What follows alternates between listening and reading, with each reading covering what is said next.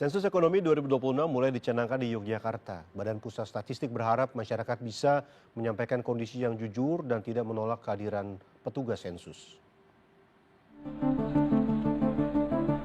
Sebanyak 4.082 petugas sensus dikerahkan untuk melakukan sensus ekonomi 2026 di DI Yogyakarta. Pencanangan sensus ekonomi dilakukan pada Kamis sore di teras Malioboro 1, Kota Yogyakarta. Wakil Kepala BPS RI, Sony Hari Budiotomo Harmadi berharap masyarakat Yogyakarta bisa menerima kehadiran petugas sensus pada saatnya.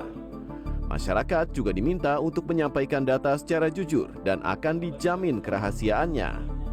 Tahun ini, petugas sensus dibekali dengan aplikasi Fasih ketika melakukan pendataan. Aplikasi ini diintegrasikan dengan Artificial Intelligence AI untuk mempermudah pengklasifikasian beragam aspek di dalam format sensus. Salah satu yang sangat penting di dalam sensus ekonomi adalah klasifikasi, kode klasifikasi. Dia berada di sektor subsektor apa. Jadi ada namanya KBLI, klasifikasi baku lapangan usaha Indonesia. Nah, kita nggak boleh salah tuh masukkan itu. Jadi misalkan pedagang mainan apa kayak gitu. Jadi detail gitu ya.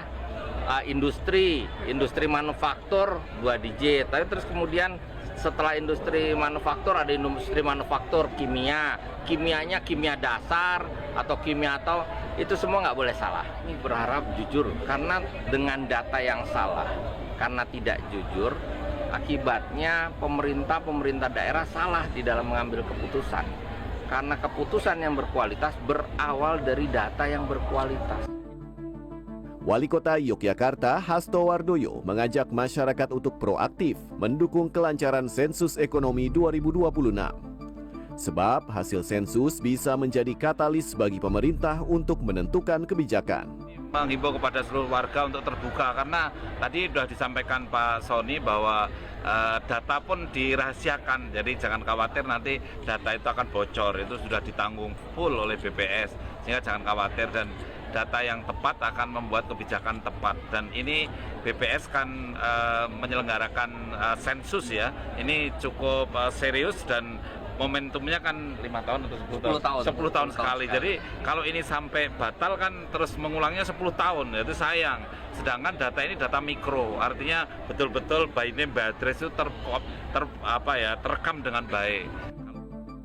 Sejumlah warga menyambut baik kedatangan petugas sensus. Mereka berkomitmen untuk menyampaikan data secara jujur kepada petugas.